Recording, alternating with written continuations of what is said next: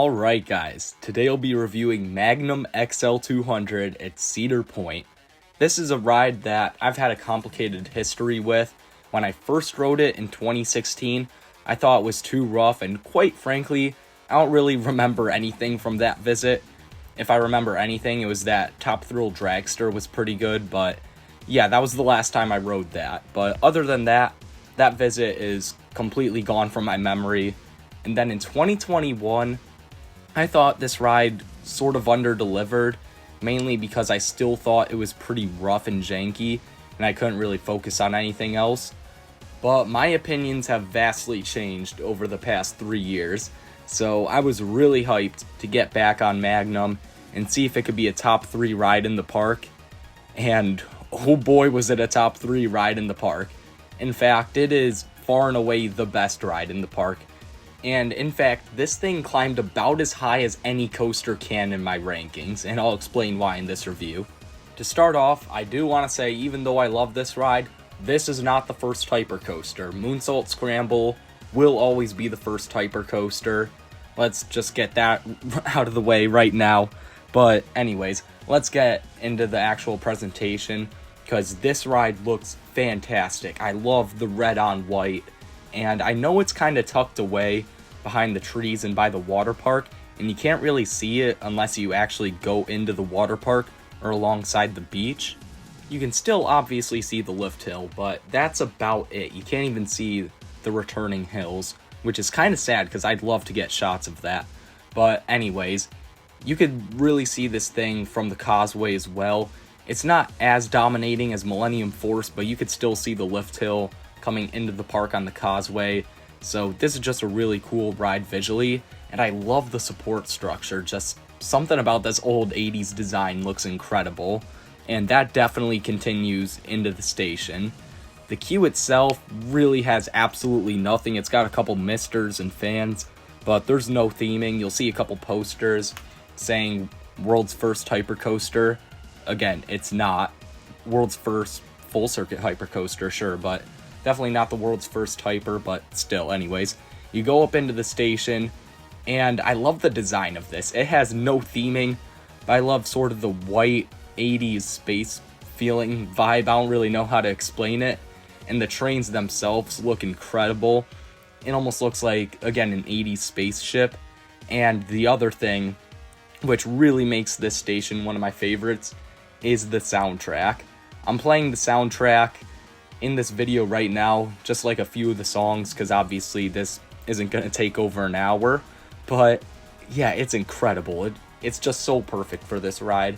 I listen to this all the time on Spotify. This is pretty much all I listen to. It's 100% my favorite station music for any coaster. Now, you are usually able to choose your row. A lot of times at Cedar Point, you don't get to choose your row. However, this ride is almost always a station wait. Even on busier days, like I went in Haunt in 2021, and it was still a station wait, only a few train wait for the Magic Seat row 3. So yeah, you're pretty much never gonna wait for this ride, and especially on a Thursday at the end of August like I went this time in 2024, it was almost always just a 1 train wait, and with these operations that means like a 1-minute wait. And I will absolutely give it to the Magnum crew. This is one of the best crews I've ever seen. They're not quite Twister and Phoenix at Knoebels, but it's still incredible to see them work. They definitely try hard. They definitely want to get through those dispatches as quick as possible. They check the lap bars efficiently. They do somewhat staple. They'll never let you get minimum verify here. This is not Fun Spot Atlanta, but you can get a couple inches of room usually, so it's not too bad. You can compromise a little with these guys. And for this ride in particular, I 100% understand why they definitely don't want to give you too much room, because even on rides when I got stapled, like there were a couple out of the 7 I got where I was stapled, even those were downright terrifying and like made me feel like I was absolutely going to get ejected into another galaxy. So I completely understand it because of this ride's airtime. And Air Force One, I'd say the same thing about, but those guys are incredible and they just do not care. So I mean, those are still the best stops of all time, but these guys are amazing too, obviously. Typically, this ride runs 3 trains, but because it was a Thursday when kids in Ohio were back in school, it was on 2 trains, which was completely acceptable because, like I said, it was usually a 1-ride wait, so I wasn't complaining. Now, let's actually talk about these trains, because this is one of the biggest problems with it for many people, including myself a while ago. And I have no clue what I was yapping about. These trains are so good. It's this little minimalistic lap bar. It's really thin, and it's got padding, so it doesn't hurt as much as something like a Rocco Plains lap bar, which is atrocious. Definitely worst restraint of all time. But it's definitely not like that. It's not that thin and hard. And it does have a seat belt, but the seat belt, you can't really notice it, especially if you don't kill yourself with it. So as long as you don't staple yourself with the seat belt or the lap bar, you'll be fine. Again, usually you could get an inch or 2 of room. You're not gonna get a foot of room like you can on Airy, but still, you'll be fine with this. And another thing is, a lot of people say these are kind of cramped. I'm a pretty skinny dude, so I don't have any sort of problem with them, but I could see someone who's on the larger size having a problem with these. So before we pull out of the station, one last thing, I'll tell you, this is a back row ride. A lot of people swear by row 3. I love row 3. I went in it twice. It is still an incredible ride up there, but it is something special in the back. So let's get into this ride experience. So you're going to start out of the station. There's no liftoff sequence engaged or gentlemen start your engines or anything like that, but you're still hyped for it because of the soundtrack. And then you head down this little dip, not really getting any airtime. You might get chucked forward a little, but yeah, that's not really anything. You'll hit a right turn, again, giving nothing, and then head up the lift. This is a really loud and slow lift hill, but I sort of like that. It's that old Aero charm that you're not going to get on a ride today. And I sort of appreciate that this is a slow lift hill because the views are incredible. I mean, you just take it all in. If you look to the right or left of you, you see the park in all its glory, and then straight ahead or straight behind you or really anywhere, there's water, and it's Lake Erie, and it's really cool. Definitely one of the best views, if not the best view on any coaster in my opinion. So then once you get to the top of the lift hill, you're going to head down that 200-foot drop. And a lot of people say this is an okay drop. It was good for the time. This is easily a top 10, maybe even top 5 first drop for me. This is the second best first drop in the park, only behind Mavericks. Yes, this is better than Millennium Forces, Gatekeepers, even Steel Vengeances. This thing ejects you. This feels like a slightly toned down version of Sky Rushes, pretty much. Because I realized what this does is you sort of start heading down at a 30-degree angle or something like that, and you're picking up a good head of steam. And then you hit that max angle of 60 degrees, which doesn't sound like anything, but that is a lot when you already have a good head of steam going into it and you just get chucked up. And it is very sustained. It definitely feels like that car crash moment on Sky Rush, but a bit more toned down. Definitely not to that extent. But again, you definitely get absolutely ejected there. It's good ejector, and it's very sustained. You feel it all the way down that drop until you hit the valley. So overall, this is just one of, if not the most underrated first drop of all time. And after this, you're going to hit the first valley. And these valleys are incredible on this ride. A few in particular, but this one is also incredible. You just feel all that speed. You feel it even more than a ride like Steel Vengeance, in my opinion. Because, you were just ejected out of your seat for such a long time, and then you just get slammed back into your seat and feel the positives. I don't think you gray out on any of these valleys, but they're definitely intense. And again, the sense of speed is just weirdly good. I don't know how to describe it, but it's just so weird getting slammed back down into your seat so quick and then feeling all that speed. It's just an amazing valley. Then you'll head up into the first Camelback, and you feel all that speed going up into it. You definitely slow down at the top. This is not like Wildcat's Revenge's first Camelback or anything, but it's definitely a great moment of sustained ejector, especially if you're in the back. You definitely feel it for a long time. This feels like it has the duration of like Diamondback's first Camelback, but even stronger. And again, if you have that room, you're really gonna feel it. And you also get some really good laterals chucking you to the right, because this is one of the most underrated aspects of Magnum. And actually, the times before when I rode this, I thought this was a con, how strong the laterals were. Again, my opinions have changed a lot. I thought the laterals were painful and unnecessary before, and now I really appreciate them. They really make the ride.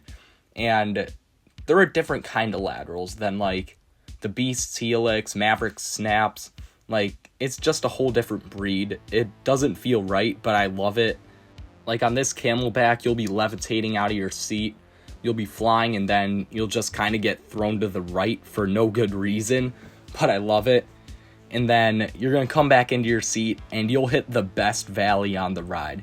And that is this second one into this tunnel, and all these tunnels have great lighting. And for some reason, they augment the speed so much. These tunnels are a lot hotter than the actual air, and it's just something special just hearing that roar of the train when you're flying through, getting all that wind in your face, feeling all the speed, feeling the positives, and feeling them all in a moment, augmented by this like tight little space with all the lights going on. It's just such a perfect valley. This is exactly how you do a tunnel. And then after that, you pop up into this big sustained speed hill. You get a really good moment of sustained ejector here. Almost feels like a stronger version of like Mako Speed Hill or something like that. It's just very good. Very sustained airtime. You're definitely ejected for a few seconds. And anywhere on the train, you're going to get a good ejector pop throughout this. And then after this hill, you'll sort of hit a trim brake, but it doesn't really slow you down all that much, I feel like. It definitely taps it, but it's just like a little love tap. It's nothing like Steel Vengeance's trims. And this actually sort of has an advantage, and it sort of has like a whirlwind at Seabreeze effect. Like on that ride, whenever you hit a set of trims, you'll get chucked forward or to the side. This has a similar effect where you're sort of starting to lean to the left, and then this little trim taps you, and then you just kind of get slammed to the left whenever you slow down a bit. It's really cool. This definitely would not happen on a modern, like really refined coaster, but that's why this is better than those modern refined coasters. And then after that, when you're leaning to the left, the moment you start turning, you are absolutely thrown to the right, which this turnaround here was definitely my least favorite part before. I thought this was very uncomfortable, but this is definitely one of the greatest turnarounds of all time in my opinion now, because I just appreciate how stupid and janky this turnaround is and how violently you get thrown around for absolutely no reason. And I will say, throughout this entire turnaround, and really throughout the ride, but especially on this turnaround, the track definitely shakes a lot. Like, it's not just the profiling, it's the track too that kind of is bouncy, but that just adds to the ride, if you know me. That just makes it feel more alive and like it's actually trying to kill you.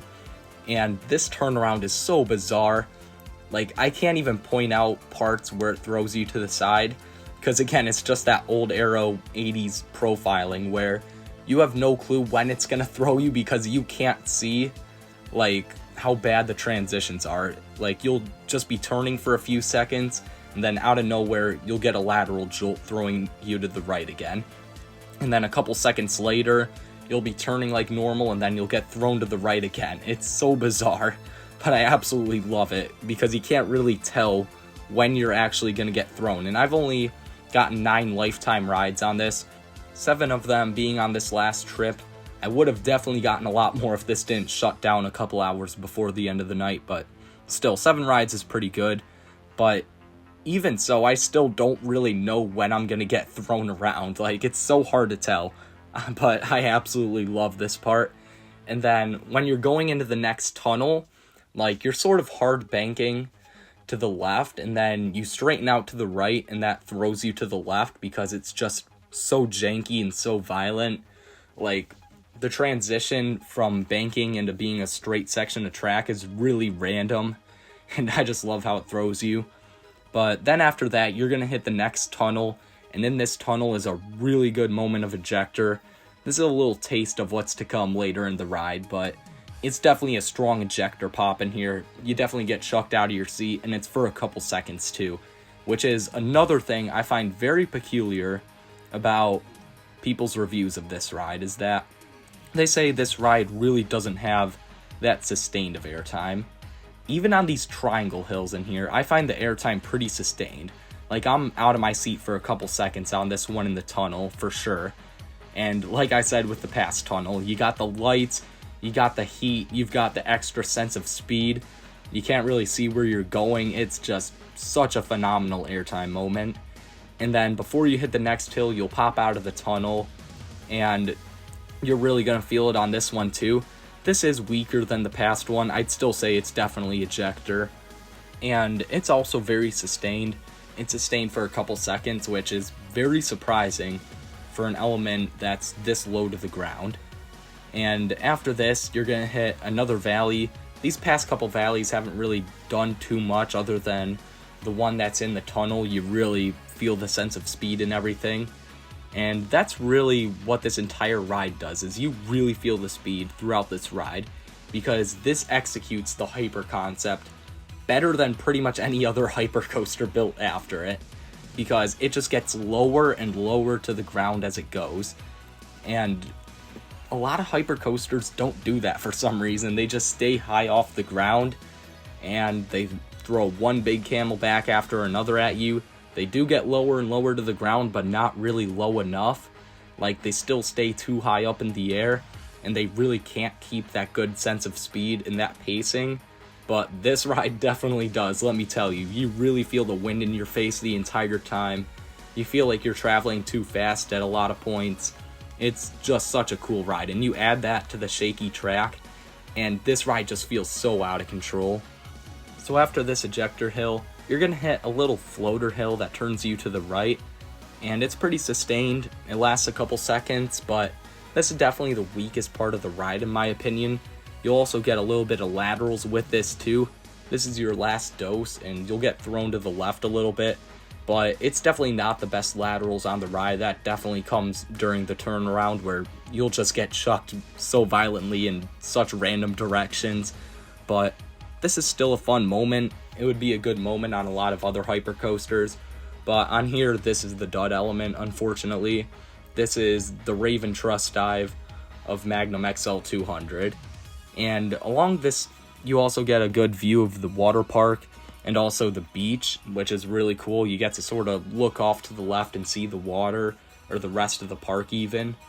But this is the calm before the storm, because I don't know if you remember my Air Force 1 review, but I said that the finale on that, like, is just so far ahead of every other sequence or element on any other coaster. The strength of those airtime hills was just so far beyond anything else on the planet, and there were 6 of them. They were just extremely rapid fire, and just nothing could even come close to topping it.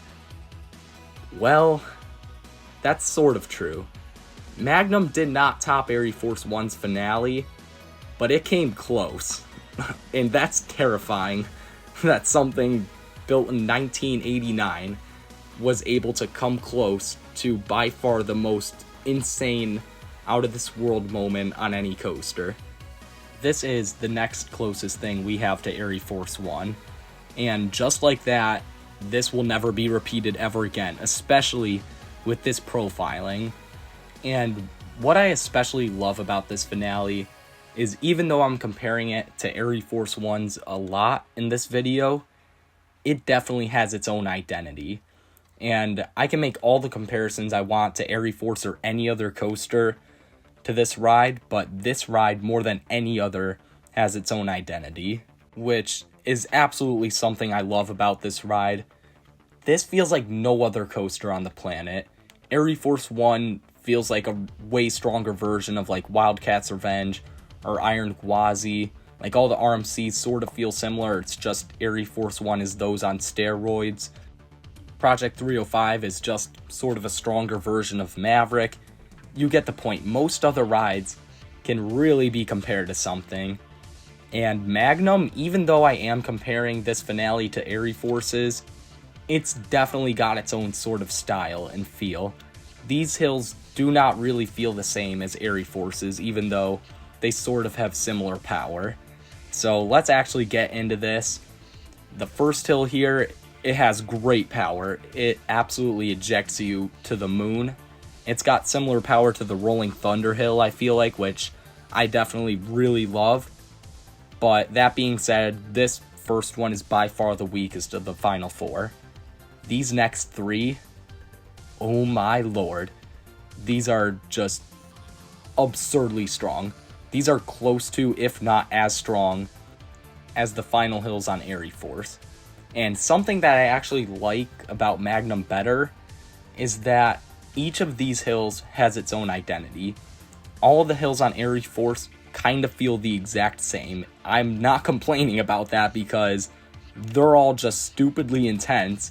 Like, if anything, probably the second of the 5 moments, like not including the jump into the brakes, like the second of those 5 moments is the strongest, but the others pretty much feel the exact same, and they all happen in the exact same fashion. You're just getting absolutely shot out of your seat. You have no time to recover. And Magnum is sort of like that, but I feel like there's definitely a clear order of what hill's the best. For me, the third one's the best, and then the last one, and then the second one, and then the first one is obviously the weakest, even though it's still just insane. Yeah, still, all 3 of these moments just launch you so hard. I would even say the third one is on par with the strength of one of those final airy moments, like the final hill of the quad down, let's say, for example. It's about on par with the strength of that, which is absurd. And the other 2 moments, the fourth hill and the second hill, are just also pretty much right up there. Maybe not quite as strong. The fourth hill I like more than the second because it's got that tunnel, and this is the best tunnel on the ride because it's got that loud sort of roar to it in that tunnel. You've got all the flashing lights, and it's just such a good hill. You cannot see when you're actually going to crest it, so it's just a complete shock when you get absolutely shot out of your seat into the moon. And yeah, just all of those hills launch you so hard, and they feel so janky too. Like, it doesn't feel like normal ejector airtime, because I'll tell you, even on my rides when I was stapled, somehow the lap bar being like pressed against my thighs, like not completely digging into them, but on top of them, somehow when I'd hit these hills, it would shoot me up to where the lap bar is being like glued to the top of my leg, like towards my knee. I don't know how that's possible. I don't know how this ride manages to take you from being stapled and having the lap bar rest against your thigh to you being shot up so hard that the lap bar is resting against, like, towards your knee. Like, that is just absurd. That is how strong this airtime is. Like, even when, like, you don't really have any room, you're still gonna be shot up out of your seat so hard that the lap bar is gonna be towards your knee instead of your thigh. It is just the most insane, unimaginable airtime ever. It does not feel right. I think even more than Air Force's finale, this finale just doesn't seem possible. And it's really just coming down to that design from the 1980s. This would not happen right now with computers, but of course they didn't have the technology back then. So all of this was definitely done with a lot less technology. It was a lot more of a guessing game how these elements would turn out, but I love the result more than pretty much anything else except Air Force's finale. And like I said before, these hills are sustained too. I do not want to hear anyone saying, including my past self, that these hills are over in a flash. You get ejected out of your seat and you're glued there for a couple seconds. That is the other advantage these hills have over Airy Forces, is those hills are done in over a second because they're just so quick and so powerful in such a rapid fire succession that they're not really that sustained. These hills are definitely more sustained than Airy Force 1s. However, I do definitely think Airy Force 1 has the advantage. One, because it has a couple more good hills in that finale than this does. And two, unfortunately, you do have a couple seconds in between each airtime moment. Whereas on Airy, you have less than a second in between each airtime moment. So you have literally no time to recover. You're back in your seat and then you're back out of your seat right away on Airy Force 1. You can't process anything. Your body is just completely at the mercy of Airy Force. Whereas here, your body's still definitely at the mercy of Magnum XL 200, but you definitely have a couple of seconds where you're back in your seat and you can like cheer, laugh, or whatever you want to do to react to that element, whereas you can't really do that on Airy Force. So Airy Force's finale, I definitely think, is still the best part of any coaster, but I was shocked to find out that there was something that could come close to it, and that is definitely Magnum's finale here. And I will say you get one last pop into the brake run if you're in the front. In the back, you might get lifted out of your seat a little, but this isn't really an element if you're in the back. In the front, you'll definitely get one last little ejector pop, but that's another advantage Airy Force 1 has. That last pop into the brake run is also disgustingly strong, whereas this is kind of like, it doesn't feel like it really matches with the other finale hills. And I brought up how just bonkers and terrifying these hills are when you're even stapled. If you have a couple inches of room, oh my god, these might be the scariest moments on any coaster, like even more so than Airy's, because Airy Force, I don't know what the result would be if you're stapled, because I never had anything less than minimum verify on that ride.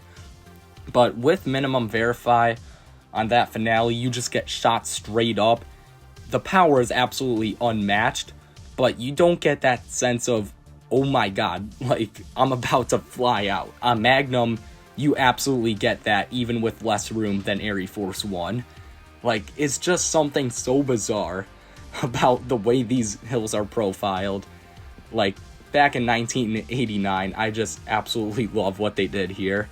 So, that's your ride on Magnum XL 200. You do have a little section after that final brakes, but it doesn't really do anything. It's really just to turn you around into the final set of block brakes. So yeah, overall, you can already tell Magnum is just one of my favorite coasters of all time. In fact, it's my number 2 coaster overall, only behind Airy Force. Now, I will say this didn't quite bridge the gap in between like the rest of the 10 out of 10s and Airy Force 1, because like I said there, I had to give Airy Force its own category for how far ahead it was, and this didn't really bridge that gap all too much, but this is definitely my number 2. Like, there's no question about it in my mind, but it's definitely not on the same level of Airy Force, especially since that ride is just so absurd start to finish, whereas this does have a few dead spots. And again, it's still my number 2, and I'm saying how much worse it is than Airy, which is just a testament to how insane Airy Force 1 is. But obviously, this is getting a 10 out of 10 for me. This is just perfection in every way. It is incredible what they did in 1989. This ride is just truly a marvel and one of the greatest coasters of all time. And I really hope that someday, even though it's unlikely, we get something like this again. So that's my review of Magnum XL 200 at Cedar Point. Let me know what you guys think of this ride down in the comments below. Make sure to like and subscribe, and I'll see you guys next time.